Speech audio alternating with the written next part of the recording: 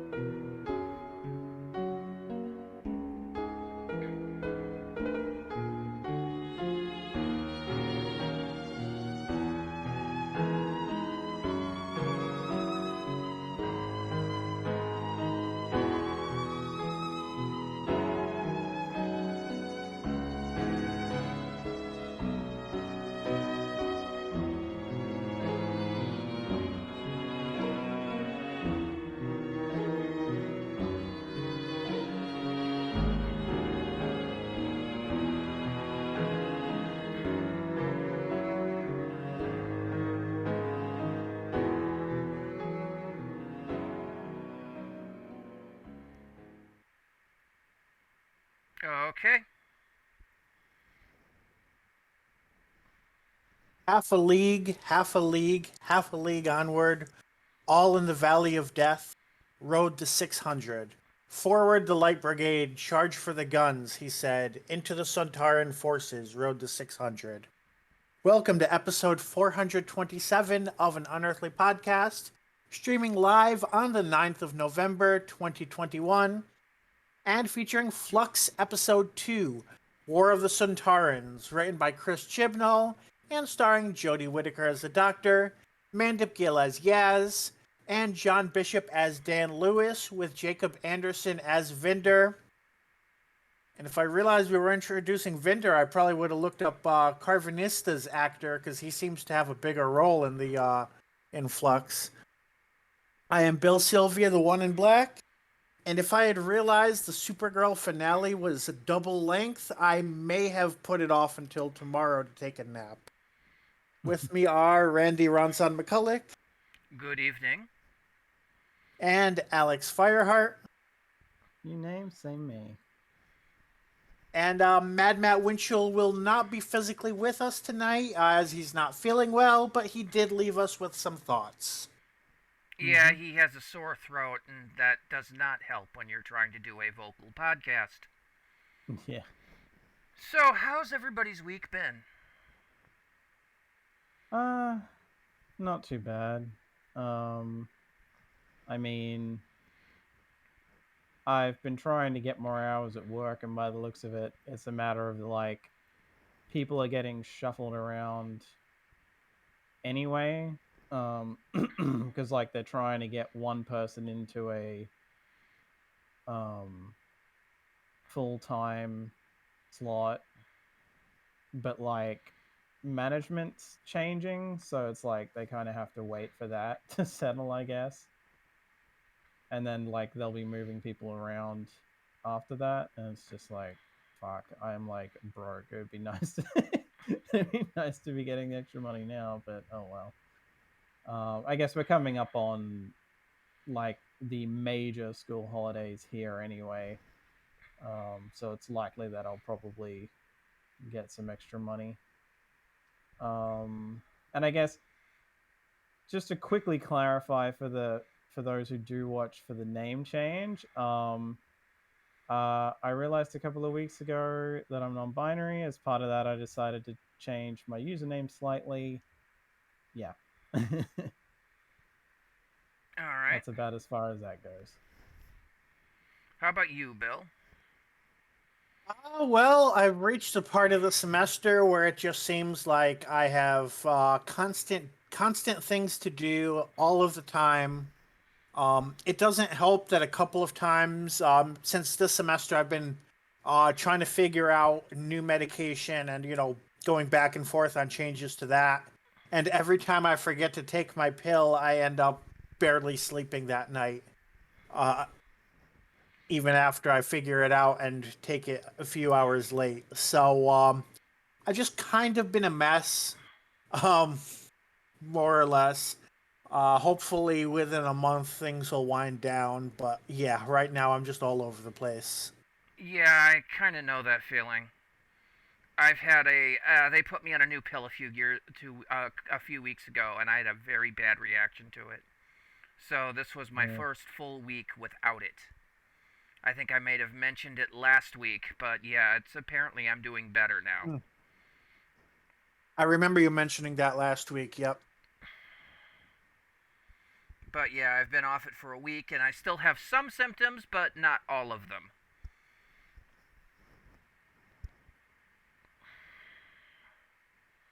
So that's good. But I've had a good week as well because my girlfriend Erin, you all remember Erin, right? Yep. Mm-hmm. She gave me my birthday present a couple months early Oh, in the form of a brand new gaming laptop nice. with a NVIDIA RTX 3060 graphics card and 16 gig of RAM. I am, as you might know from the other discussions, one of my favorite video games is Conan Exiles, which Mm. on this laptop, the one I'm on right now, I can barely play it. It chugs, kind of stops and starts, and if it has to load certain assets, suddenly I lag for about a minute and a half, 2 minutes while it does that. Mm. That one simply eats everything, grins, and looks for more. Conan Exiles, when it started, had three graphics modes: low, medium, high. About a year after that, they added Ultra mode, which Aaron could play on. I definitely could not. I just noticed they also added a mode past that called Cinematic. Yeah. I'm playing the game in full cinematic, and nobody else I know can do that. Careful, someone's gonna try to talk you into mining squid coin on it. No, no, no, no, no, no. That's my gaming laptop. It will be getting some high-end games that I will play on it.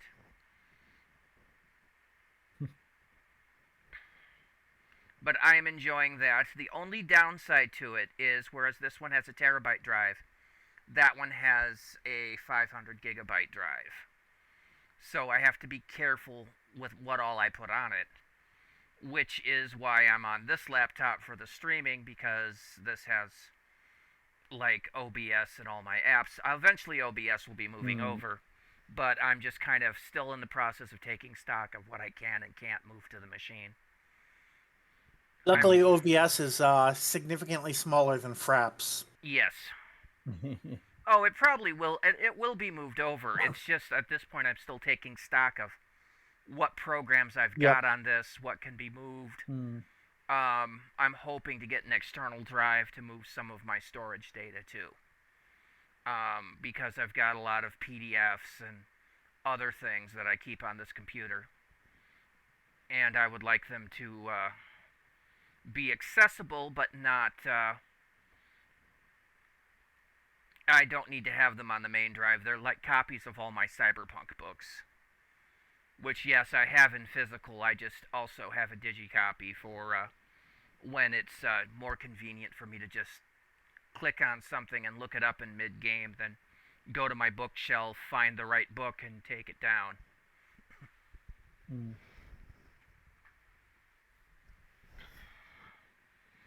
But yeah, so I'm enjoying playing on that. And that's the reason I don't have any Geek Talk, is because I've been busy trying that out.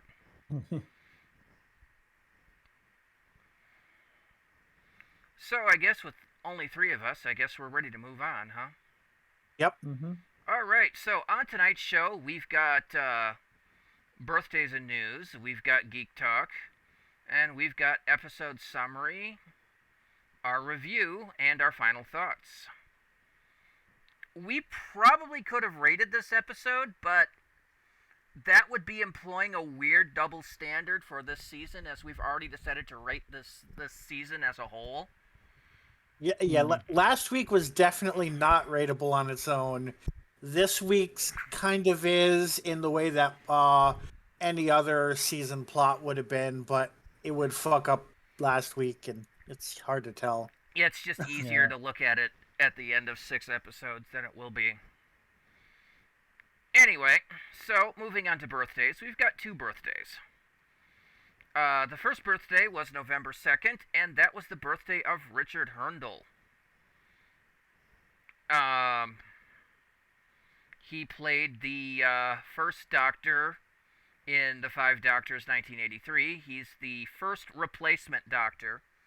And interesting fun fact, only the first Doctor has been played by replacement actors. Even though Not counting Big Finish, that's not different. not counting Big Finish, not counting Adventures in Space and Time, only in actual Doctor Who episodes, only the first Doctor has ever been replaced and has been replaced twice. Oh wait, and the Sixth Doctor was played by Sylvester McCoy. That doesn't count.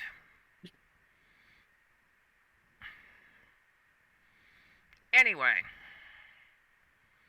Herndl would have been 111, but he died in 1984 at the age of 73. Or 11D1 in Tolkien terms. Correct. Also, on November 5th is the birthday of Andrew Hayden Smith, who played Jake Simmons back in the 2006 series. Ricky's friend. He turned 38. So, and I'm forgetting that I'm actually the one doing the streaming today, so, yes, happy birthday to Richard Herndl and Andrew Hayden Smith. See, I did do the advanced work. I just got to remember to do it. You're waiting for Matt to click on it. Yeah, I'm the backup guy, so it's not instinctive for me. Okay. Yeah, what's the word for that? I forget. I should know that, but it's slipping my memory. And now, whatever.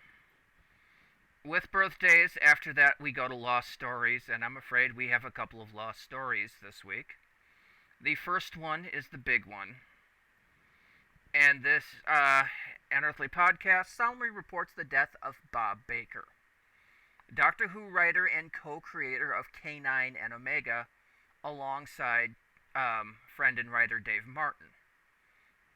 Baker was born in Bristol in 1939. He started his adult life as a stonemason, making gravestones, before joining up with Dave Martin to make stage plays.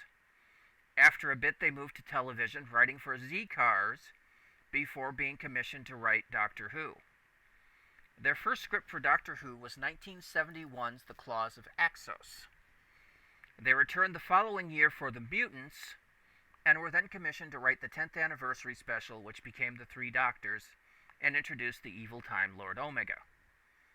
The duo took 1974 off, but returned in 1975 for Tom Baker's first season and the Sontaran experiment, and again the following year with The Hand of Fear. They'd write 2 more the following season, The Invisible Enemy, which introduced K9, and Underworld. The pair then wrote the finale for the Key to Time season, The Armageddon Factor, and Bob would later go on to solo write Nightmare on Eden. After that, Bob and Dave split up as a writing duo and moved on to other projects. Bob would write for such series as Into the Labyrinth and King of the Castle for children, and Bergerac, Shoestring, Public Eye, and Call Me Mister for adults. He also worked with animator Nick Park on the Wallace and Gromit series of shorts, The Wrong Trousers, A Close Shave, and A Matter of Loaf and Death. This led to him writing the script for the 2006 movie Wallace and Gromit: Curse of the Were-Rabbit. During these years, Baker had never given up on K9, and sought a way to get him his own TV show outside of Doctor Who, kind of the same way Terry Nation wanted to with the Daleks. This originally led to the failed spin-off K9 & Company in 1981. He made no further progress until 2006, when K9 returned to Doctor Who for an episode. School reunion. He then brokered a deal with an Australian company to make a non-Doctor Who related series, K9, which only lasted one season. K9 also, of course, made cameos on the Sarah Jane Adventures. In 2013, Baker wrote his autobiography, K9 Stole My Trousers.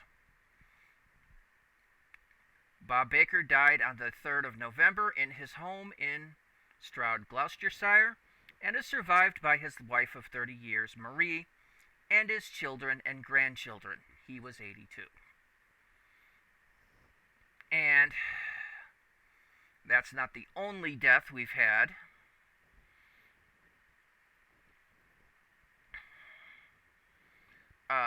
AUP is also saddened to announce the death of Clifford Rose, who appeared in the serial Warriors Gate playing Rorvik, the captain of the ship that was transporting Thrill slaves. Clifford was born in Herefordshire. He studied at King's College London, where he sought a career as an actor in repertory theatre, and was a founding member of the Royal Shakespeare Company. His first television appearance was in 1959 in an adaptation of Arnold Burnett's Hilda Lessways. Many character appearances followed, including roles in Roads to Freedom, Elizabeth R., Callan, Justice, The Pallisers, How Green Was My Valley, and The Devil's Crown. In 1977, he was cast in what came to be his most famous role, that of Sturmbannführer Ludwig Kessler in Secret Army, a 3-series show detailing the work of the prisoner evasion lines that helped British pilots escape from occupied Belgium during World War II. It was a powerful, multi-layered performance that explored the ruthlessness of the German commander, as well as his personal qualities as he fell in love with a Belgian woman. His performance saw the character return in his own spin-off series, Kessler, exploring the fate of the character after the end of the war. He later played SS General Hans Kammler in the miniseries War and Remembrance, and appeared in Fortunes of War, and played Judge Critchley in Alan Bleasdale's drama GBH. Film roles included minor parts in Pirates of the Caribbean on Stranger Tides, and The Iron Lady, and he had a small role as the Dean of Windsor in The Crown. He was the winner of the Clarence Derwent Award 2009 for his performance in The Chalk Garden at the Donmar. Rose died in Denville Hall Retirement Home in Hillington, London on 6 November. He was 92. He is survived by 2 children.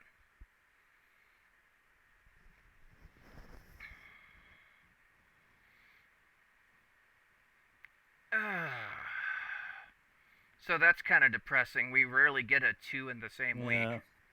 Right.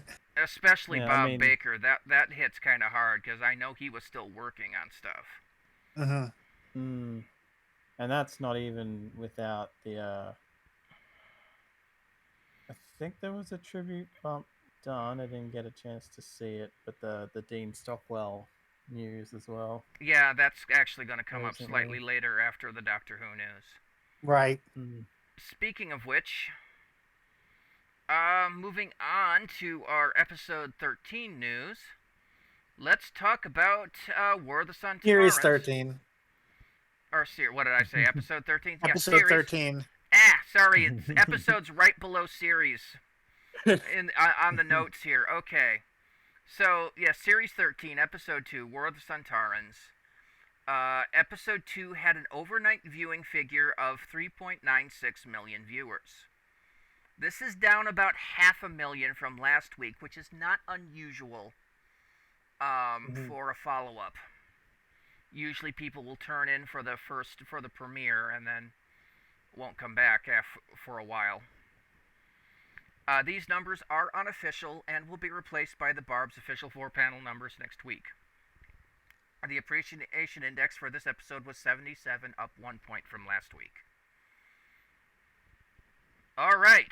Now, last week's episode, the Halloween Apocalypse. The Barb ratings. I could not find a full article on these, so I had to go to the Barb and look them up myself.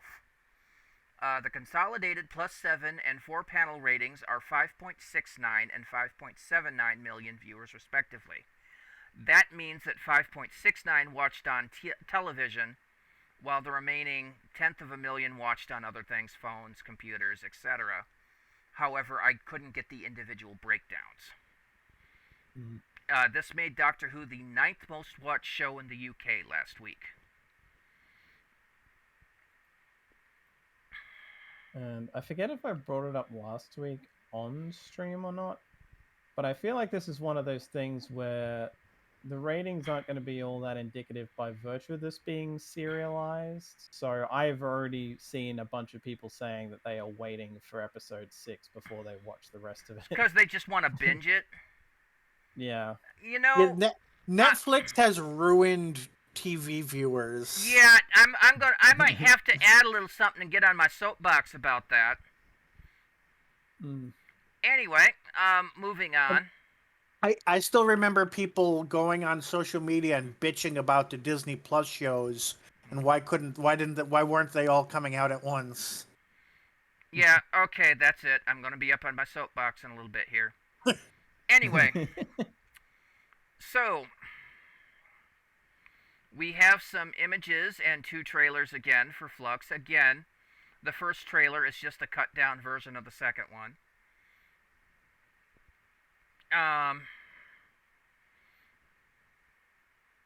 We do see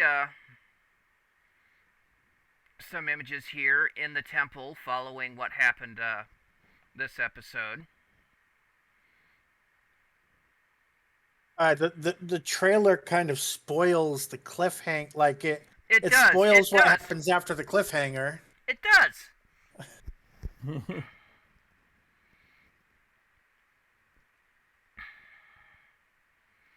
And yep, we do see the Lipari ship again. And I think that's Carvanista that we see again in the 3rd episode, which means that he's been like I said, a bigger role than Vinder. Yep. And then we see this new character, Belle. Yep. And we don't know how involved Belle will be yet. Which I had to look up the actress because from the photos there, I was trying to figure out if she was like 12 or what, but she's 24 years old, so it's not a child. She just has one of those Asian faces. She does, yeah. She has one of those faces that looks really young, yeah. And we also see some Cybermen. Yeah, we knew they were going to get involved at some point. Here they are. Yep. And the trailer used the exact same Cybermen clip that's on all of the overall like season trailers. So I wasn't I had to watch both trailers to confirm that like yes, this clip's actually in this episode for once, not just somewhere in the season. Well, there's only 6 it's the exact episodes. same. Yeah, but I mean it's the exact same clip that the overall like Flux trailers they were airing not a month ago. A month ago, they hadn't even told us when the season was starting. But, 3 weeks ago or whatever. So now we finally know which episode that clip is from. Well, yeah. Let's see. We're also going to see here Yaz and Vinder talking with somebody. According to this, he's called the Grand Serpent, but we have no idea what his role is in all of this. I was trying to think if any of the factions we met in Classic Who had names like that, but if so, it wasn't ringing a bell for me. No, it's not. As far as I can tell, the guy basically looks like he's wearing Swarm's clothes. So wearing what? I'm kind of wondering if, like, the Grand Serpent guy kind of looks like he's wearing the exact same thing Swarm's wearing, or at least very similar. And they much less seem to have ornate. a moment. Yeah. So I'm almost thinking it's like, wait, is this just like Swarm with a human appearance, or like Swarm takes on this guy's appearance, or what? I don't know. Or maybe that's what he was before he got corrupted. Who knows? And of course, I don't think there's any. At least I can't find any. I've forgotten what the actor playing Swarm's name is. Sam So, Spruell. Okay, different actor then. Yeah. Because I was almost going to say, oh, maybe it is the same actor. It's like, no. This is either that or this is this guy's opposite and they're from the same race or something. We don't know yet. Right. Yeah. We can only speculate. Mm. Then we see the doctor sporting a new coat. I don't like it.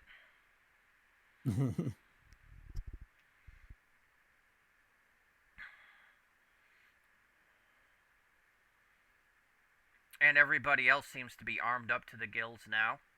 Yeah, I'm wondering where they get the division rifles. And look, Yaz is alive.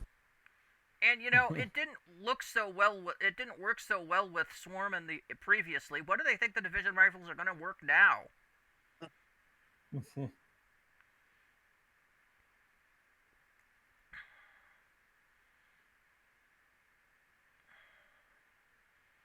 And then I think we've got some preview for the Weeping Angel stuff. And here's an interesting thing. This was in the trailer, but you get to see it a lot better in shorts, or in the clips here. You see Vinder shaking what looks to be Yaz's hand, and then there's a weird blur effect, and it's somebody else.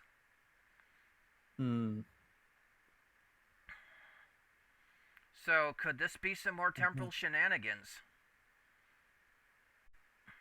I think that's what they're meant to be implying, that kind of just, they're being like teleported willy-nilly across space and time.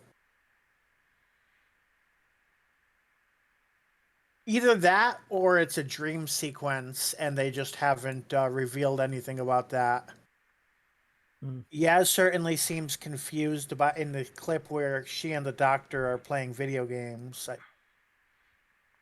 I mean, not clip, the image. Either that or the doctor just said one of those things. True.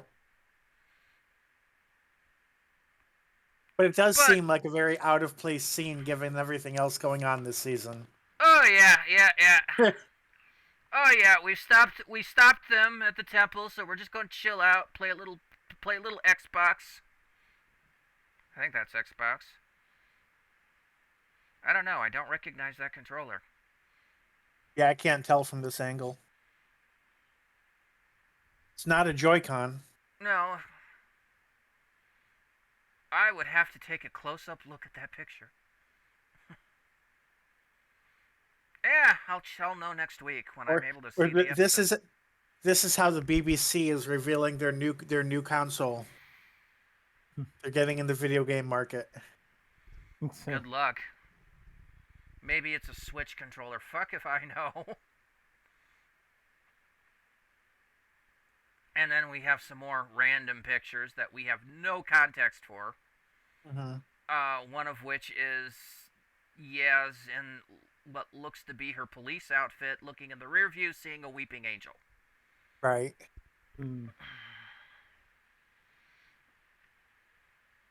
Which, if that actually is the cliffhanger at the end of the episode, then I just got to say, good job. Considering that it is leading into a Weeping Angel episode, but it probably is, knowing them. But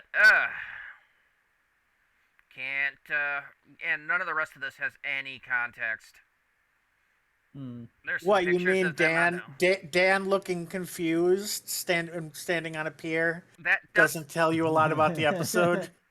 Nope, that seems to be Dan's MO. Default state. Lots of scenes of Yaz reacting to something. But what? I mean, generally, I'm noticing all of the screenshots with Yaz in them. She seems to be either confused or sort of scared or something. All of the ones with Dan, he seems to be bewildered most of the time. the actual clips of him in episodes, he mostly seems to be that way too. So yeah, that makes sense. Really, just put him in a bathrobe and have him wander around and go, "Where's the tea?" I mean, come on.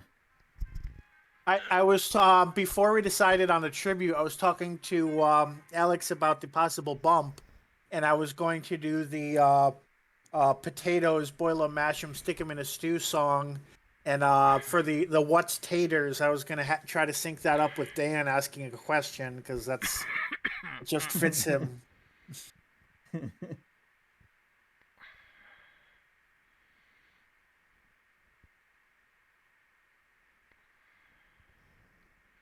Anyway, I think that's Yep. all we can glean from these pictures. Yeah, I think we've covered Yeah. everything. All right. Moving along, I think the next thing that we have is Big Finish news, and there's only one piece of Big Finish news, and that is what was released this week was the 12th Doctor Chronicles Time Jacked, with the voice of Jacob Dudman as the 12th Doctor, and Babnisha Parmar, I think, as the companion that they've developed for this. Ah, And that is all the news we have. all the Doctor Who news. Yep, now I'm going to take a moment, get up on my soapbox here. Oh, wait, nope, before that, we do have Okay. other sci fi fantasy news. Yes, we do. And that is, of course, what was in our bump. Dean Stockwell, best known as Al Calavici from Quantum Leap, died at the age of 85. I didn't hear about this until today, and I was like, oh dear God. I meant to bring it up like at least yesterday, I think. But yeah, I found out and was like, oh shit, he died a few days ago. I was like, I guess it's one of those things of like it didn't become public maybe until the last 24 Yeah, hours. sometimes they wait a few days before airing the news, probably so they can contact the family and everything. Yeah. And, you know, Dean Stockwell is one of my favorite actors. I loved him as Al on Quantum Leap. I loved him as the traitor, Dr. Yui, in the 84 version of Dune. Yes, there were scenes where he overacted a bit, but that was kind of par for the course in 84 Dune.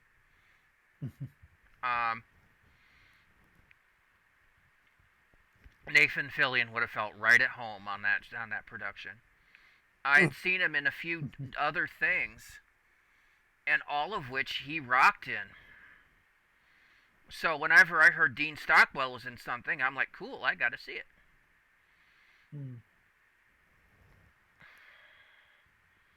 And he was huge friends with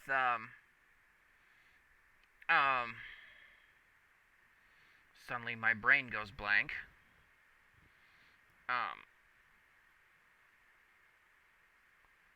The other guy from Quantum Leap. Scott Bakula. Scott Bakula, thank you. Yeah. They met at the casting for Quantum Leap, and they became friends almost immediately. And it seemed like every time Scott Bakula was in a show, Dean Stockwell would make a cameo somewhere in there, or not really a cameo, but a guest appearance. Bakula plays John Archer on Enterprise. Dean Stockwell shows up for an episode as the commandant of a alien prison. Scott Bakula is on NCIS New Orleans. Dean Stockwell's in an episode. You know, it just... They worked well together, and people knew that. So, yeah, that was kind of depressing news for me. I mean, he was 85, so you got to expect it, but still. Right. Yeah. I mean, from what I can remember looking up, apparently in his case it was natural causes as well, so at least it wasn't cancer or COVID or something like that. Yep, sorry for the noise. Apparently my cord had got wrapped around my microphone. Yeah. Anyway, yeah, that hit me hard. And I mean, you know, he had been an actor since he was like less than 10 years old. He was in like old Sinatra movies and stuff. Oh So wow. that was his amazing legacy. Mm. Yeah, but he'd It's what only he's one of those actors where I don't think I've actually seen much that he's been in, but by virtue of what he's done, I've been aware of him for like a good, like at least since I was in my 20s and started watching stuff where people would bring him up a lot. Um, so it was one of the things is like, even though I did not have that sort of connection of having watched much of his acting, it was still like, okay, that's a big deal that he's gone. yeah. All right, so now it's time for me to get up in my soapbox and let's talk about this. I'm gonna wait and binge the whole thing. Doctor Who, in its classic incarnation, was meant to be a weekly serial. Mm-hmm. It was scripted along the lines to be a weekly serial, and this season, or series, whatever you want to call it, is actually kind of a callback to that. Huh? Because they're putting everything on a cliffhanger, putting it, giving you that bump to go to wait for the next one, and urging you to wait that week so you can think about it, let it brew. Mm. Shows like this were meant to be watched that way, not binged. And Netflix is the only one that has done this release everything at once binging. Hulu doesn't do it. Yeah. Disney Plus doesn't do it. Paramount Plus doesn't do it. So all of you that start bitching about, oh well, we're just gonna wait to binge the whole thing. Yeah, you're being overprivileged.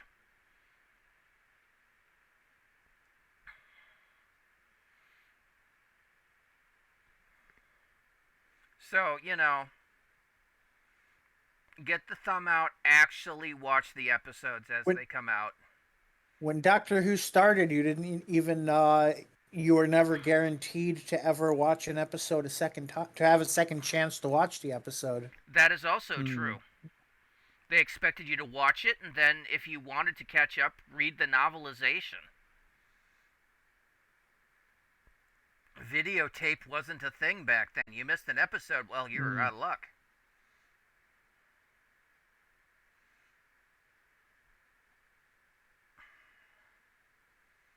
So, my personal opinion, people just need to count their blessings and just watch it however way they come out.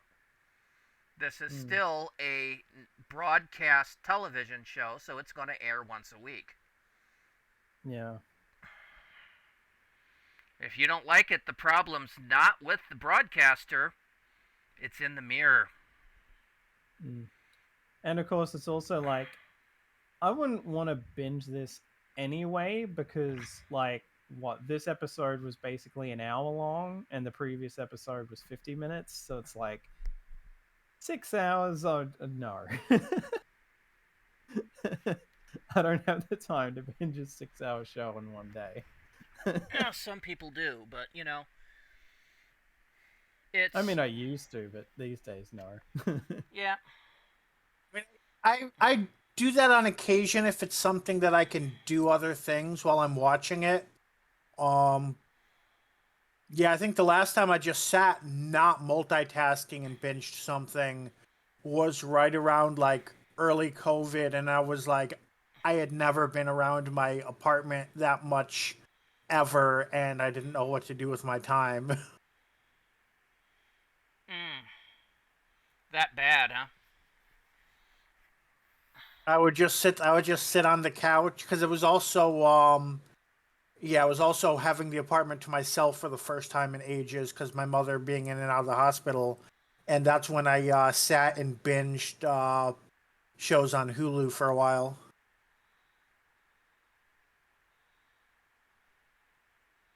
All right.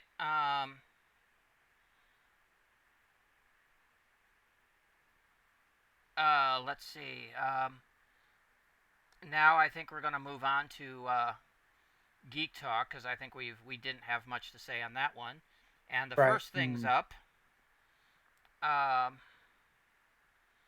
was Supergirl. Supergirl, yes. So the Series finale aired today. Um, and yeah, so season 6 of Supergirl. On one hand, I can say they could have gone on. They didn't run out of stories every season. They had original plots coming, and they had a diverse enough cast of characters that they always had something fresh to tell you or to show. On the other hand, it seems Supergirl herself was kind of on a character treadmill by the end. So I definitely feel it made sense to end the show at this stage. Because 3 times this season, she learned the same lessons and had the exact same conversations. Oh, that's At always a least three bad thing. times. So it pretty much that says to me that they ran out of things to do with Supergirl's character. She definitely had an arc in this finale episode, but her season arc was a sine wave. She was going up and down, learning the same lesson multiple times a season. So they were running out of things to do with her as a character, not as a plot, not as a superhero, and not the other characters, but as Supergirl, Kara Danvers, her growth, they were running out of things to write for her. So it made sense to end that. Um, and I can imagine, I've seen some people saying that it was a bad season. I think that's probably why, because I think the plots around the other characters were pretty compelling. But it was just that character treadmill that Kara was on was definitely getting frustrating. Um, as for the finale episode, um, it was all right. The actual action part of it, probably not the best season finale they've had. And that part, it was probably written originally as a season finale, and then they decided it would be the series finale, and they added the whole second half to it.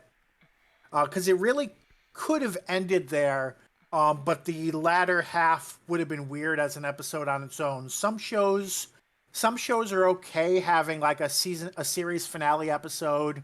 In this case, it was a wedding of two characters and a whole lot of character moments. And I think Winona Earp did that with its series finale. But I could also understand why they might not want to have that be an episode on its own without any action. It's kind of a personal taste sort of thing. They had a lot of characters return, a lot of character moments. And like I said, Supergirl herself actually had an arc within that 2 hour or 2 hours with commercials, however long that actually is without commercials. So it was a pretty solid finale episode. Um, Probably stronger than most of the season as a result. Um, but yeah, if somebody enjoyed past seasons of Supergirl, I would still probably recommend watching this one. There was something else I was going to say, and if you hadn't watched Supergirl, I would say it's one of the more keeping up with politics sort of shows of the Arrowverse. They went through a lot of conflicts that mirrored things going on in real life, or things like feminist issues or immigration issues and things like that. Not necessarily one-to-one allegories. Probably, I wouldn't say subtle, but not as. It was about dealing with aliens, so it was a lot less, a lot more metaphorical than something like most or the earlier Chibnall era. But I also know that there are some people, it seems, that would not want to watch a show like that. So, if that's a show you'd want to watch, I found it to be one of the more enjoyable Arrowverse shows much of the time. But sometimes it did grate on my nerves. So, Would and you I think say that's it. that with this one going away, it's a sign that the Arrowverse is winding down? I kind of feel that way.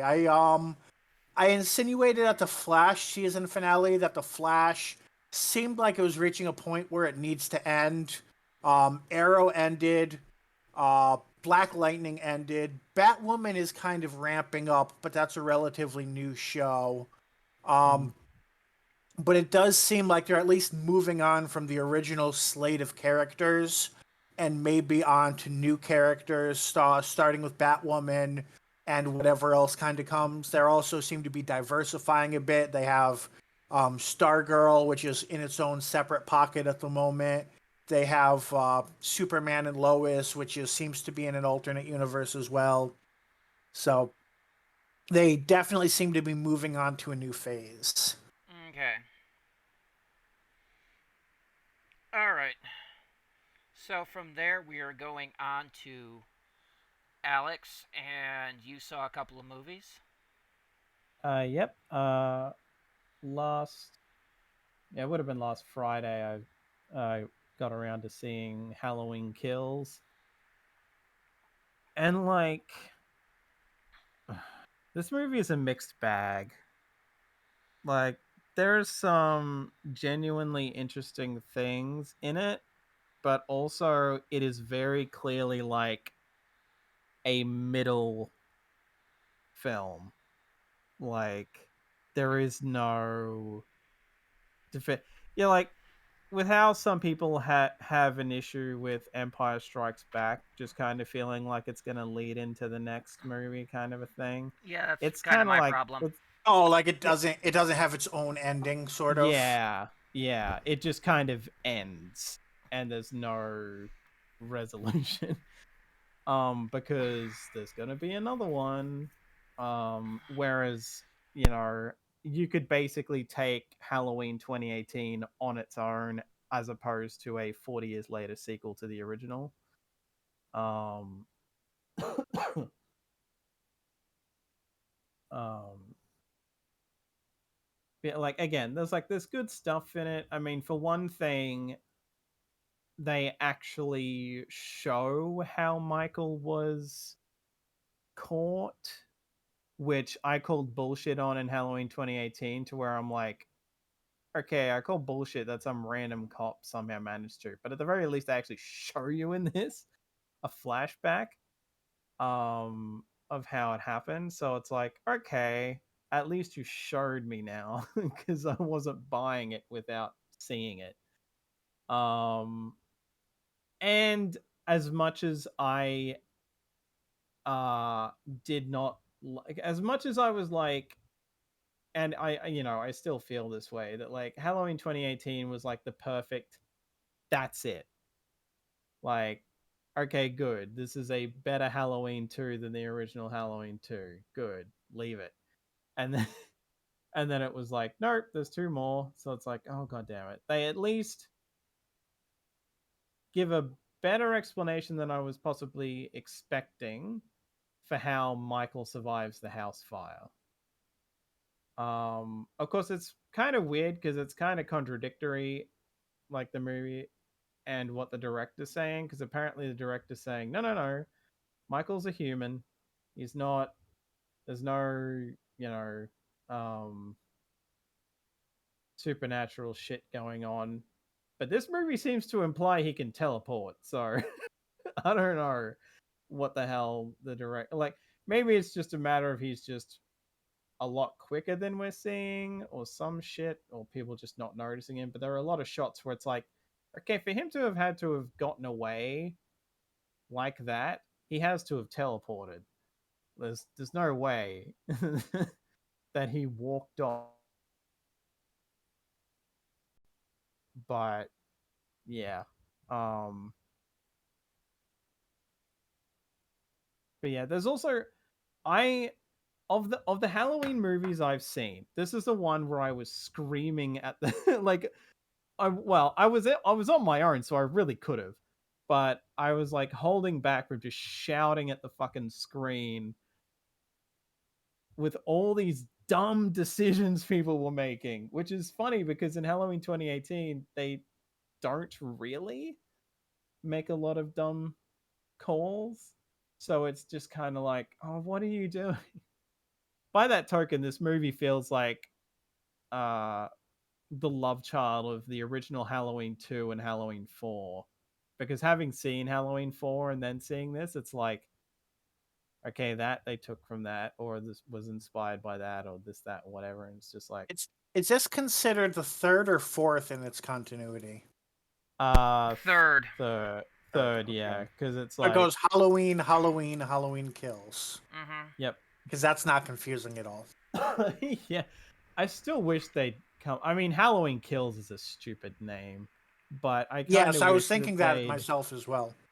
yeah, like, I mean, Halloween Ends is okay, but like Halloween Kills is like, really, that's the best you could think Yeah, of. the killer's name is not Halloween. Yeah, Halloween, like the again, witching hour. Yeah, that'd be fine. Yeah. and like even just um like even just calling the 2018 one The Shape or something would have been like, well, that's cool. Like that's at least a reference. And they finally in that movie they finally refer to him as The Shape on screen when it had only been a credits thing. Knowing Um 21st century movie titles, I'm just happy the name wasn't Michael Myers. True. I mean, they've only ever used his name in the title as a subtitle thing. Like, yeah, Return of, Curse, like Revenge of, and Curse of. Yeah, when Halloween Resurrection has a better name than you, even though it's a worse movie, like, but yeah, I still think it's worth seeing, but yeah, this is a step backwards from Halloween 2018 being so good, and this one's just like, eh. So many people making so many stupid decisions. It's like, again, the fucking like guys in their pickup trucks from Halloween 4 being talked into just fucking off from the school instead of going after Michael are still the smartest people in this fucking franchise. So many people are just like, yeah, let's hunt him down now. And it's like, you're just gonna die. I mean, or at least there's like parts in this movie where it's like, yes, roving gangs of people going out looking for Michael. Okay, we're at a park. Let's split up. Why? Why would you do that? It's so stupid. Like, there's like a lot of the people in this movie just get such a downgrade in that respect. It's frustrating. But yeah, like it's an alright movie. We'll see. I like this. It's kind of annoying as well because yeah, it's like you basically feel like Halloween Ends could salvage it a bit as like one long thing, but like as it stands now, it's kind of like, eh, you can kind of take or leave it. Like I didn't hate it, but it was just like because there's still plenty of interesting things in it, and the acting is good. Some of the writing's a bit wonky, but yeah, it's just like, uh, I'll reserve full judgment until Halloween Ends. Which if Michael doesn't die in that, then I'll be pissed. Arguably, he should have died in this, but you know, of course he wasn't going to because there's one more movie left in this timeline. I think that's a battle I've got for that one. So moving on from that to Shang Chi and the Legend of the Ten Rings. By contrast, I really enjoyed this movie. Really? Yeah. Uh, it's kind of funny because it feels a bit Marvel formula ish, but also not really. I don't know. It's kind of hard to describe in that sense. Like it kind of feels like it veers away from it a bit. I mean, to be fair, at least it's the first movie, and they don't, by virtue of being more of a martial arts movie, the whole well they have the same powers thing isn't really gonna happen by virtue of the fact that they're just essentially two martial artists and one's got these magical artifacts that he's using to fight as well. Which honestly, like all the fighting that, oh my god, I forget what he refers to himself as because they make a joke about the Mandarin name that he disowns, and make a joke about how the villain from Iron Man 3 made people afraid of an orange. Or something like that. But yeah, it's very interesting. Aquafina was actually really funny as like the running, at least for me. Like there might be people who aren't keen on her character, but I liked it. Yeah, I heard she was Um really annoying. I mean, it depends on what you're going in there for. I mean, she's there for comic relief, but she actually does do some stuff, and like it is kind of funny. Half the time, like at first I was thinking, oh, so she's coming along for the ride. I did not expect that. I thought she would have been left behind, but okay. But at least to me they make it work. And I guess the idea is to have like an outsider perspective, so you've got a sort of audience surrogate for people to, it's like, to ask the obvious questions. Um yeah, I liked her in any case. And I think that's just because like she's not always talking and all that. Like if she was a lot chattier than she already was, then it probably might have grated on me a bit. But I don't know. Maybe it's just because I like the style of humor they were going for with her. And it's just a matter of that being subjective. So it's fair enough that some people might not like it. Um, but yeah, I really enjoy this. I mean, the ultimate kind of threat in it, which I won't spoil, is very like, well, holy shit, where are we going from here then? Because that's a bit that's kind of very monumental for his first appearance, but okay. Um yeah, like I enjoyed the hell out of this movie. The only thing that kind of ruined the experience for me was just that the fact that the cinema that I was watching it in, the lights dimmed. Well, the lights were already dimmed because I got there during the ads. When the ads had already started, I didn't realize, because at least this shows how good the movie, how much I enjoyed the movie, that I didn't notice for most of the time. But after a while, it suddenly clicked. Hey, wait, the lights never went out, or that they'd come back on without meaning to. Like they were just screwed. They came back up slightly. And I was So like, now that we're oh reviewing god. the lights, I think that Yeah, might yeah, be our yeah. cue to move Yeah, on. but yeah, otherwise, yeah. I really enjoyed the movie. It'll be interesting to see uh where things go from here, but I guess without necessarily spoiling anything, this is likely not the uh I'm assuming Aquafina's in here for the long run. So that's going to be interesting. So if people didn't like it, well, stiff shit. But at the very least, she's going to show up in at least one more movie. Alright, so I guess that's done. Yep. Yep. And Ready to summarize War of the Sontarans? yeah, I'm pretty much ready.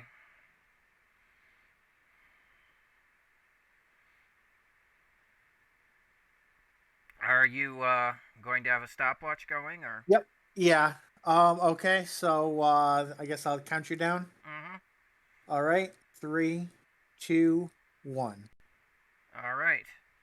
So we pretty much start where the last episode left off, with the Doctor and the TARDIS crew facing the end of the universe coming in through the TARDIS's main door. With nothing left to stop it and all options failing, they are consumed by this apocalypse. And then the Doctor has a quick vision of the house from the Addams family. Before waking up on a grassy plain. How she got there? Don't know. But apparently Yaz and Dan are there too. After finding a few dead bodies of 19th century British soldiers, they find themselves in the company of Mary Seacole, which leads the Doctor to conclude, oh, we're in the Crimean War. They're fighting the Russians. This confuses Mrs. Seacole, But the sound of marching boots causes them to go hide, and she corrects them. They're not fighting Russians, they're fighting Sontarans. They go back to the Mary Seacole's shack, the British hotel, and just before they go through the front door, Dan glows blue and disappears. Apparently, there's some built-up vortex energy that's now causing him to travel through time. Why Dan? Don't know. But Yaz quickly follows as well. Why is the Doctor not affected? Also don't know. But she remains there, and is soon having to deal with that situation. Meanwhile, Dan pops back to Liverpool. Only things are a little different. His street, everybody is staying indoors, warning him away, and they discover why. Because there's a big Sontaran ship on the horizon. And they try to execute him for being out after curfew. Excuse me. He makes a dash for it, and the guards are quickly knocked unconscious before killing him by his own parents. The most unlikely couple of people to take down a Sontaran patrol squad. Cutting back to the Crimean War, the Doctor meets the head of the British military, who's a bit of an ass and apparently a bit of a drinker. And Seacole tries to defuse the situation by having the Doctor go around and check the wounded. Among the wounded in a sealed-off area is a captured Sontaran soldier who is healing. Seacole tells the Doctor some facts about the Sontarans. The fact that he only needs to rest for about a few minutes every 27 hours. And then the Doctor makes a deal with him to relay information back to a superior that she knows how to find the Doctor. Go fig. So they take off and they follow the Sontaran right back to their base camp is, hidden by a giant hologram of a mountain. Meanwhile, Yaz appears somewhere where what's his name? Vintner has appeared before in this weird temple guarded by little floating Triforces who apparently want him to fix these what look to be holograms of people. Well, yeah, he doesn't know how to do it, and neither does Yaz when she gets there. Also of note, Yaz runs into that one guy from the 19th century Liverpool who was digging all the tunnels. How he got there, don't know. So, we go back to the Doctor, and she has Seacole observe the Sontaran camp, and then eventually she goes out and attempts a parley. This goes bad because the captain of the British soldiers basically sneaks up behind her and completely negates everything she's trying, and arrests her and sends her back to the base camp, while he sends his soldiers in for a massacre. The Doctor knocks her guard unconscious and goes back to Seacole, and they go back to the hotel after getting Seacole's notes of what the Sontarans have been up to. As they're discussing opportunities, the commander of the British forces comes in, completely blasted after losing most of his soldiers in a futile war, something the Doctor told him would happen, and they start hatching a plan on how to stop the Sontarans. Apparently, they do this thing for a few minutes every 27 hours because they need to use the probic vents on the back of their neck to refuel. Why this didn't stop Strax in the previous seasons, don't know. How the one guy that was captured managed to live without having his supplies refreshed, don't know that either. But apparently they go off and they go to sabotage all the Sontaran ships. Dan, meanwhile, has done an infiltration thing to the docks in Liverpool, where the Sontarans apparently first appeared, and does a sneak in better than freaking Solid Snake from Metal Gear Solid. He manages to sneak right on board a Sontaran ship, about the same time that the Doctor manages to sneak aboard a Sontaran ship. They manage to communicate. They realize that the Sontarans are sending these ships back in time.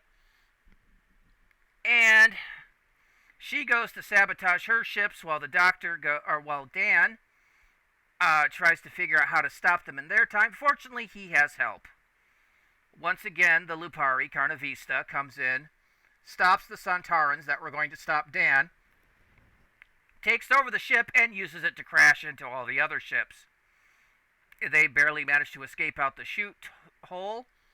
The Doctor manages to disable all the ships, and the Commander defies her orders by blowing them up.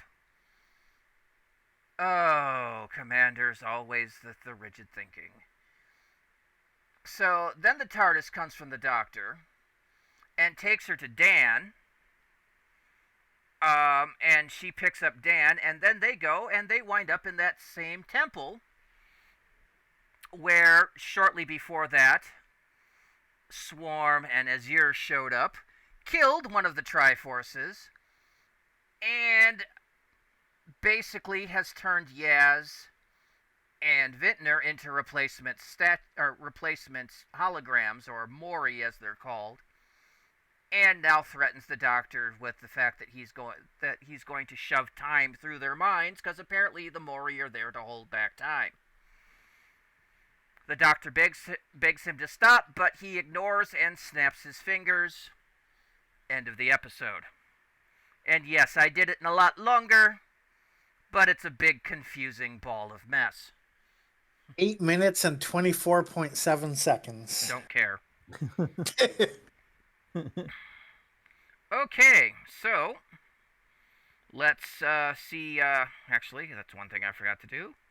Is what order are people going? We don't have Matt. I thought I saw you shuffling it around earlier. I don't remember shuffling it. Oh. Nope, it still says Matt's first. So I thought that was because he was in chat. Nope.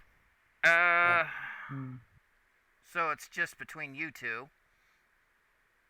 Well, while you're doing that, I'll read out nope. Matt's. Yeah, you do that.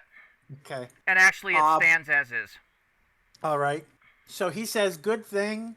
Sontarans for sure got a writing upgrade, keeping some of the better ideas with them coming back in New Who, and dropping a lot of the over silly stuff to make them more of a threat again.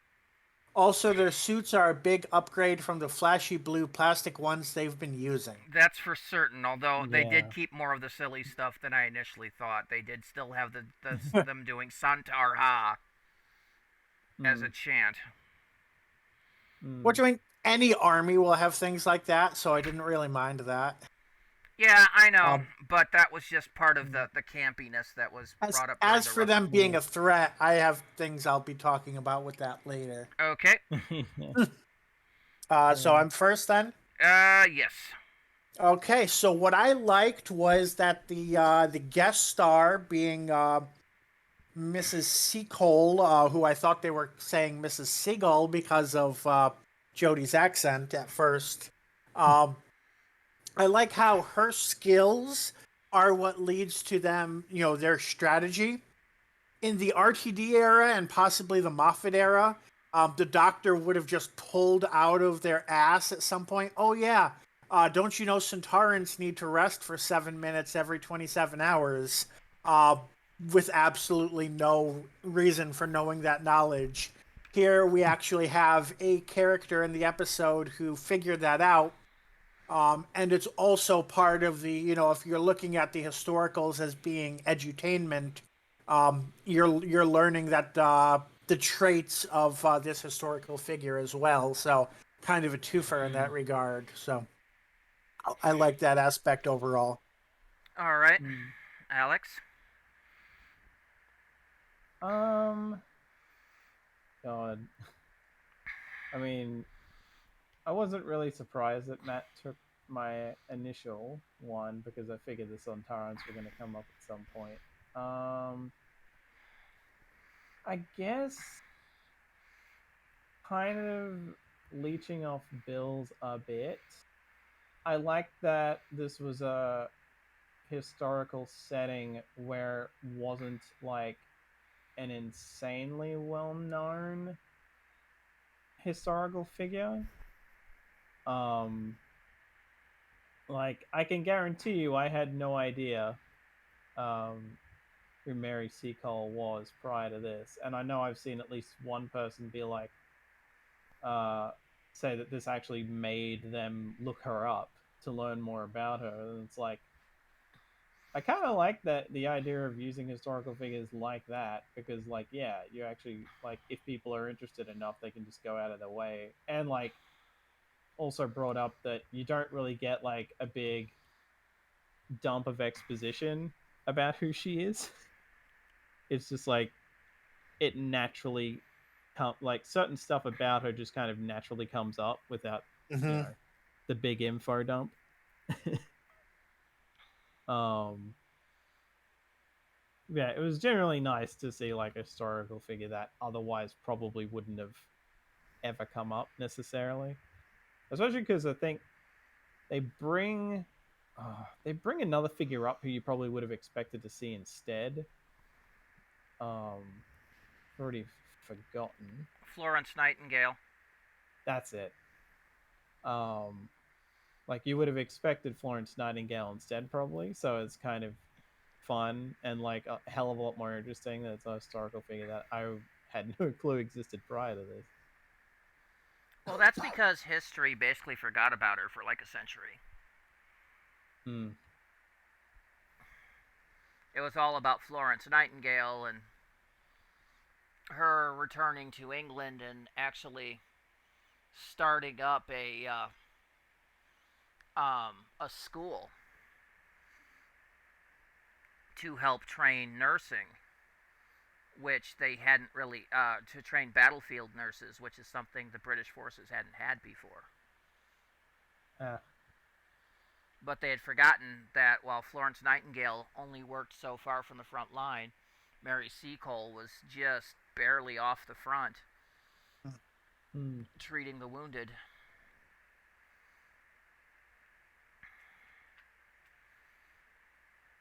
Um, as for me,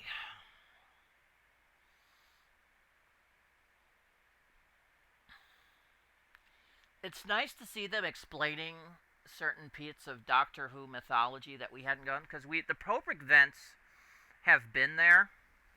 I Hmm. think since the very beginning of the Sontarans, but we've had no idea what they're for. So it was nice to see them explain what they're used for. They're there for hitting. Yeah.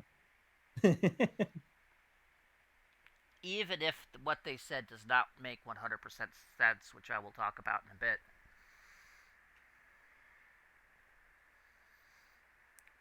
Alright, so let's talk about what we disliked about the episode.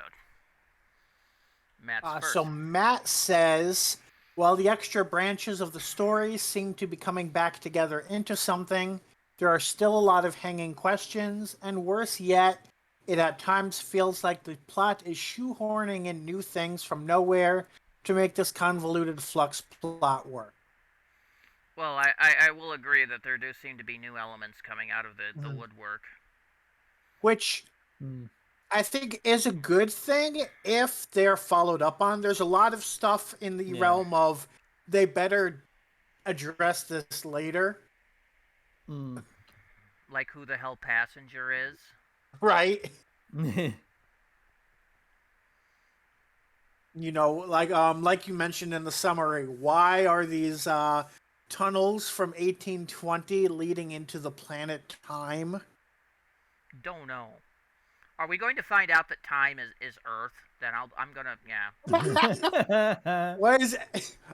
I hope not. We've had alternate future Earths at least twice now. Probably Is more that than why that. Earth has been so important to Oh everybody? no, at least 3 times because Orphan 55 was Earth. Yep. Yeah. The what was it? The pirate planet, and then I forget the name of the planet that Sablon Glitz was on, and then Ravelox. Orphan 55. Yeah, all Earth. Hmm.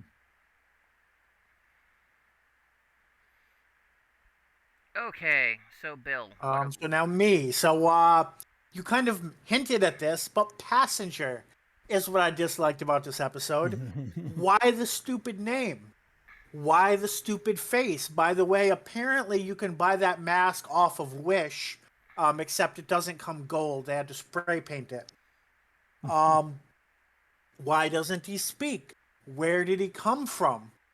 How did he just show up? And Swarm was like, "Oh, good, you're here with us now." Why? Why? What is his role in their scheme?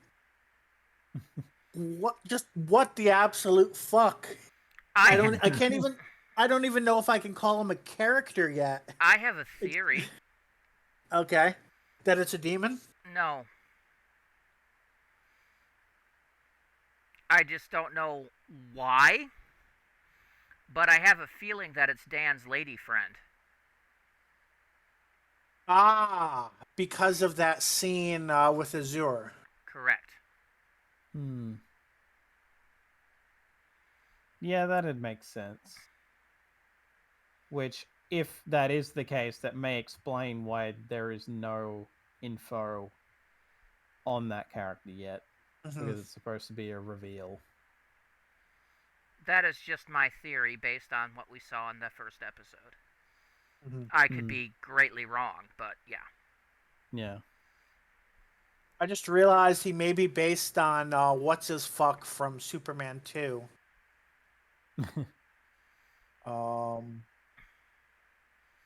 big dumb guy? Yeah, I can't remember his name either, but I know who you're talking about. Non. So basically, we have Zod, Ursa, and Non in that case.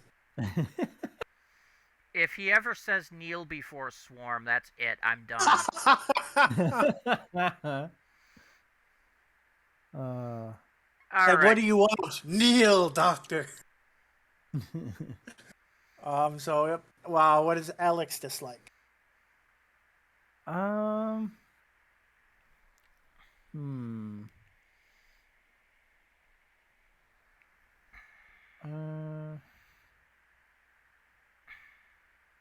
I was gonna leave it, I think, and I was trying to think of something else because I feel like, but it might be like different enough, maybe, I don't know.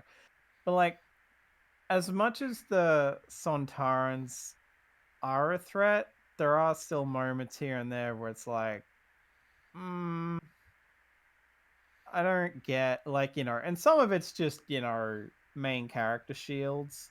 Like, I think it's, it's pointed out that it, like, they're trying to shoot at Dan and somehow even very close can't manage to shoot him or something The Stormtrooper at some syndrome. point. Yeah. And it's just like, wow, those main character shields are really in effect right now. And yeah, it's just like there are like little moments here and there that are like, this kind of throws it off a little from being like, I mean, like, again, it's like it's not as bad as some of their other appearances that I have actually seen, at least in New Who, and it's not exactly like it's not exactly like they're as dumb as, oh my god, we said his name before, but I haven't watched that era much, so I keep forgetting the names of everyone in the Paternoster gang. Strax, are you thinking of? Yeah, Strax. Like, it's not, they're not making them that level of stupid, but there's just moments here and there where it's like, well, for as effective as you're making them look, there's like a few moments where they just kind of have to look a bit dense just to make the plot work, which is kind of annoying. But oh well. I guess I'd rather the villains looking a bit silly rather than the main characters having to be dumb to make the plot work.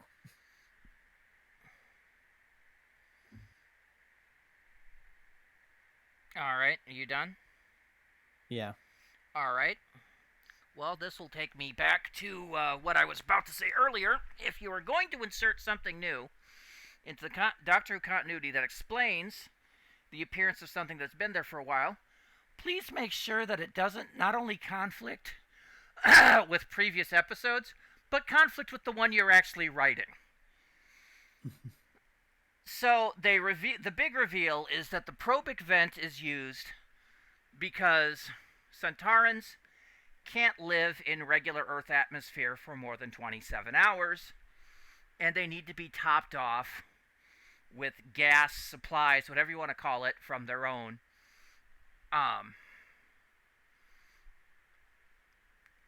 world. Well, taking this into account, how would Link survive for months on, what was that, 15th, 16th century England? 13th, I think. 13th. Without access to that. Mm-hmm. How would Strax, who took off his armor and put on a butler's outfit... Strax arguably had brain damage. He might not be the best. I'm just using examples. Have survived and not dropped dead, 54 hours after doing this. How was Mary Seacole able to observe the Sontaran going into this rest cycle? Why would he come out of it if he didn't get his supply recharge? It's an explanation, but when you look at it in context, it doesn't make any sense.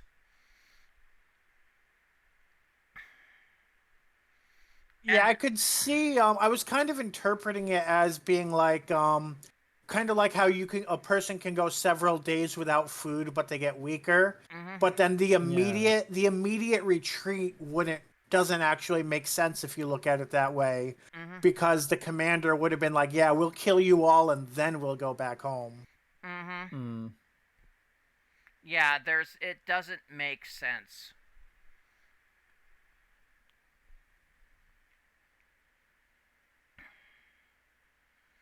And that's a problem. It's a signature that somebody didn't edit what was being written and think about it. Somebody didn't think about it enough. Because I realized this within, 2 minutes of seeing this. Come on, people. You got to have somebody on the ball there. And you can't just shrug your shoulders and go, they won't think about it. We do! All right, favorite scene. All right, so Matt says Dan and his guard dog to the rescue. Despite their existence still making no sense, the characters still play off each other really well. I'll be talking about that scene later, so I'll hold my own thoughts on that. All right. So that brings to what my favorite scene is, and I think I'm going to go with the scene where Azure destroys one of the pyramids, just because it's kind of shows, an appropriate level of menace. This is her first real scene to kind of shine and have the spotlight. It's impressive, it shows what she can do. It shows a little bit of her personality. So figure that that's a pretty good moment for showing off the character. All right. Alex? God. I feel like I probably went back and forth between certain ones, but I'm gonna go with the moment of that Sontaran leader basically admitting that part of the reason he came to the Crimean War is just because he wanted to ride a horse. The look on Jodie Whittaker's face. It's like, really?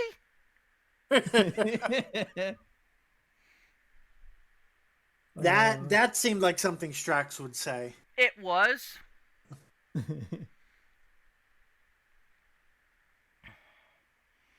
I I will admit my favorite scene was something equally stupid in here. And that was the Sontaran guard catching Dan on the bridge of the ship, and he looking at him, just like, I'm just looking for the pierhead mate. The first or the second time? Both. It's a favorite scene, and that is one scene. There's just like, hey, serious, this boss is right there. Turns around, wham, and then he starts making walk puns. And it turns around, looks at him, and then he's just like, I was just looking for the pierhead mate. I'm like, by the way, oh jeez. I mentioned that in a Discord DM, and then today I noticed that Facebook was just giving me ads for walks on Amazon. And I'm like, for fuck's sake.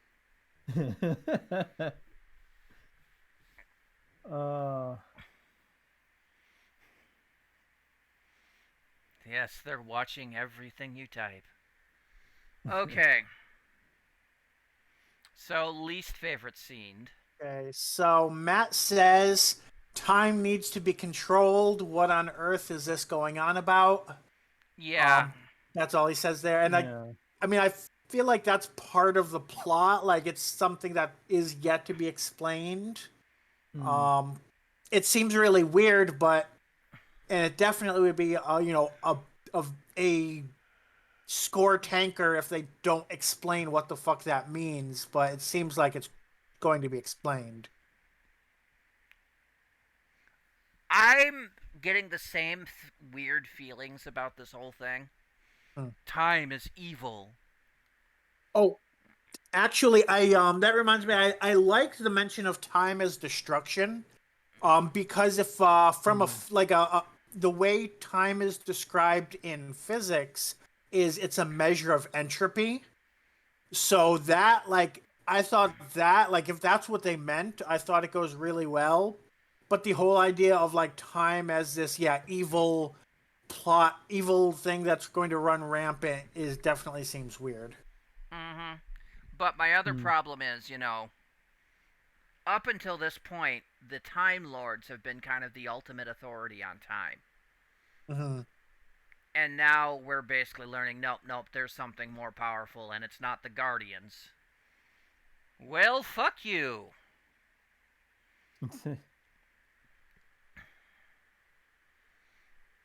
Anyway, so what's your choice? So this was least favorite scene. So yeah, Carvanista showing up and effortlessly, like, taking out a platoon of Sontarans that are all in the process of executing Dan. It just kind of is basically, oh yeah, there's no threat to them. Anybody with main character armor can just, wipe out any of them, even in their armor. The walk thing was bad enough, but that took strategy. Carvanista just shows up, blasts them all a little bit, and this is someone who the Doctor had made look like a complete fool the previous episode. So, but just by carrying that over, it makes the Sontarans look even more ineffectual. Well, my problem is he came out and announced what he was doing before he did it. Yeah. If you took that scene back, the Sontarans are getting ready to execute Dan. Their full attention's there. And if Carbanista just suddenly burst in, blasting away and blast them out before they could return from behind, I could have bought it. Right. But or he even didn't. Just like Instead, he had to make a pun first. Yes. Yeah. Like, even if it was just like and I'm, it's a bit of a cliche, but like, you see Dan and he's like, eyes tight shut, and he's just like waiting for it, and you hear blasts, and then he just opens his eyes and he's like, "Hey, wait, what?"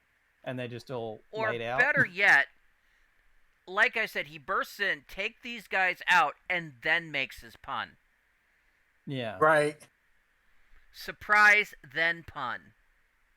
Yeah. That would have been fine. Hmm. But, and it wouldn't have affected the scene much, but would have made more sense.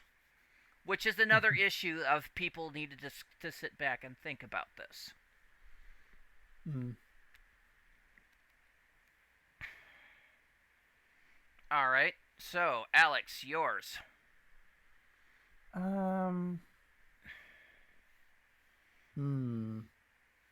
God, I feel like I had a specific one and then I lost it.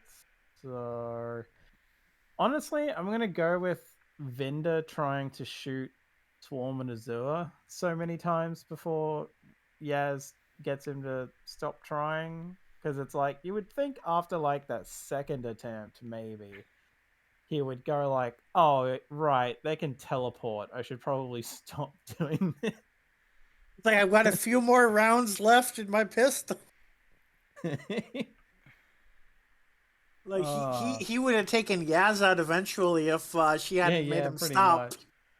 Yeah, it's just like, dude, you should have realized by now, like after like honestly even just the first time really, but after the second time definitely that they can teleport out of the way every time. They know what they clearly have some understanding of how time works, and they can probably have like some sort of precognition. They can tell. Well, that and they're pretty much where you're straight gonna out shoot. reading minds. Yeah. So it's like you can absolutely not hit them. So stop trying.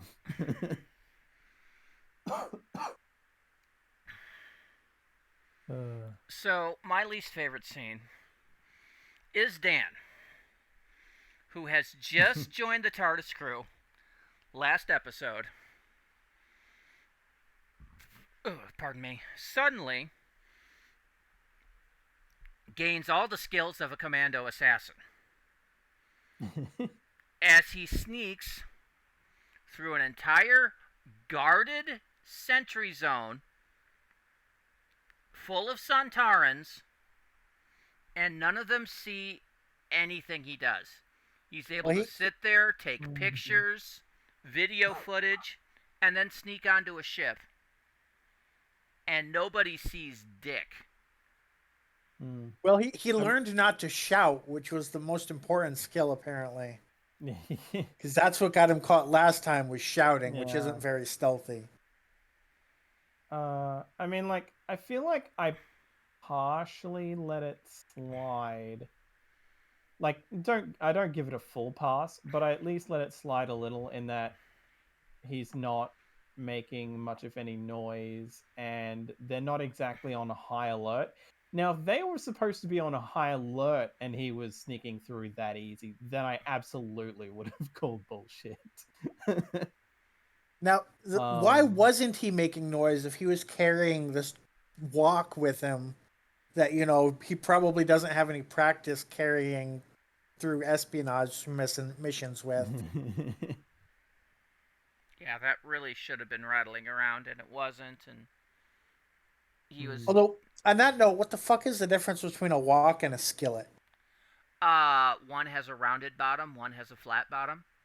Huh. Remember, you are asking one who cooks. I do too, but the round ones I had, we always referred to as a skillet, so I don't know. No, a skillet's not too different from a frying pan. Usually they're just made of cast iron. Whereas a wok is curved bottom, so you can stir fry.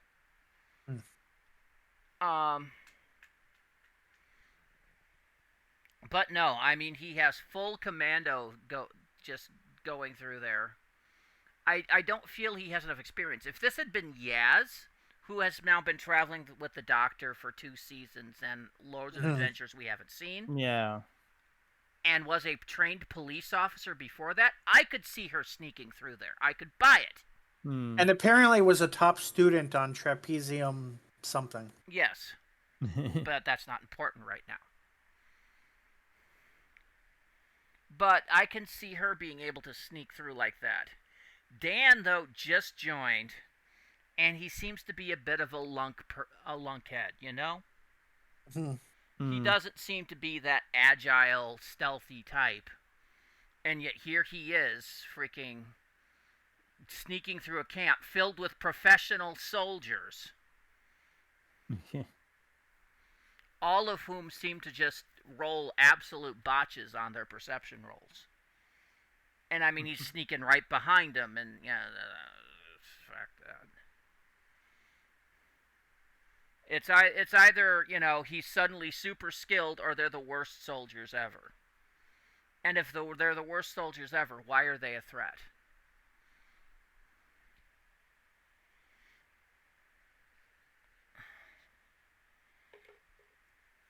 Anywho, that takes us to final thoughts.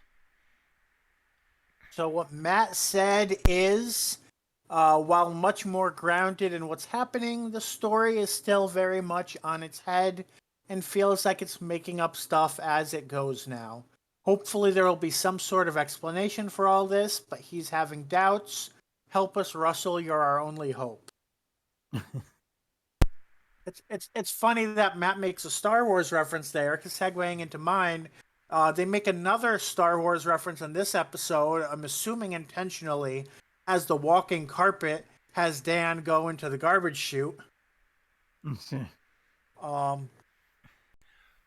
But yeah, yeah, the garbage chute. You know, that was a pretty dry metal chute. That would have fucking chafed. I'm just saying.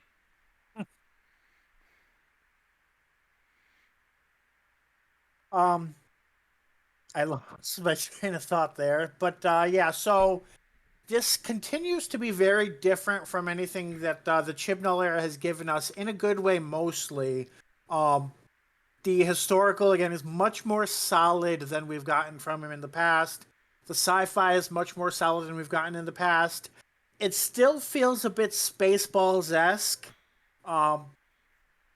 which just is jarring with everything else. It's almost like, I know they're doing the writing room style, so it's not just Chibnall writing. It kind of seems like there are people in the writer's room vying for different tones. Some people want it to be super serious, and some people are like, what if it's literally Spaceballs? And yeah, so some things are just jarring when put together. There's definitely a lot of stuff in the category of it really needs to be explained, but at the moment we're less than halfway through the story, so it's okay that it's not explained yet. Some things it seems are kind of unexplainable, which we've pretty much covered all of them. But I would say they're relatively minor things if all of the major questions we have a satisfactory answer of some sort. And I guess that's kind of just we're in a wait and see point for that. And that's it for me. Yeah, well, we'll see what you say after next week, because then we'll be halfway through. Right. All right. Alex? Issues that we brought up aside, I did enjoy this to a point. Like it is still flawed, but given who's writing it and his track record in Doctor Who as far as stuff he has specifically written, I'm still at the very least seeing improvement, which, you know, kind of makes you think how much better he could potentially get if he wasn't leaving, but you know. But yeah, it'll be interesting to see where things go from here, but at the very least, and like, I guess I'm also just glad that with how like jam packed with setup. The first one was this was basically contained to the Sontarans and the series plot. um Rather than, I mean, like, they had like little other things, at least with like that random guy from the 1800s or whatever showing up. But like that aside, it was primarily just the stuff with Swarm and Azure and the Sontarans, and that's it. And like the Sontarans were getting the majority of the attention. I'm also just glad that we've actually had the Doctor encounter Swarm and Azure, which I'm realizing was probably like something I would have brought up as like a favorite aspect, because like I was kind of assuming that we would not get a like in-person confrontation between the Doctor and these lot until like episode 5 or 6. So the fact that we're getting it now is like, okay, cool. We're not leaving that until last minute at least. So we may get more info on why they give so much of a shit about the Doctor next episode. We might not, but at the very least we'll get them interacting in person instead of that weird sort of dreamscape stuff. Yeah, I'm still cautiously optimistic to see where this goes, and just generally hoping that this doesn't end up being a lost situation where they've set up too much to answer by the end of the time they've got. All right. So, my opinion, yeah, this is definitely an improvement. So far, the season does seem to be an improvement over the previous season. They've definitely gone for a lot campier feel. I don't know if that's in preparation for Russell T taking over, or if it's just orders from the head just to knock off the deep darkness. But it does seem to be more comedic. Sometimes a little too much, but not always. And it does seem that there are still a few writing problems. Where somebody just needs to go back and just copy edit this, kind of a continuity editor, if you will, and make sure you're not conflicting yourself in your own story. But other than that, most of the other things are good. The Sontarans are definitely an improvement over their previous iteration. The historical seems to be pretty well done. All in all, there's not a lot to complain about in this section. We'll see about next week. Yeah. So I guess that leads into yes, just if you're watching this on YouTube or on Twitch, don't forget to leave a comment with your thoughts on Doctor Who Flux so far. Don't forget to like the video and subscribe on YouTube to get our exports every week, or follow us on Twitch to see our streams every Tuesday night. Alright, next time we continue our blow-by-blow of Series 13. Next, it's Episode 3, Once Upon Time, written by Chris Chibnall and starring Jodie Whittaker as the Doctor, Mandeep Gill as Yaz, John Bishop as Dan Lewis, with Jacob Anderson as Vinder, and whoever's playing Carnavista. We'll see you then.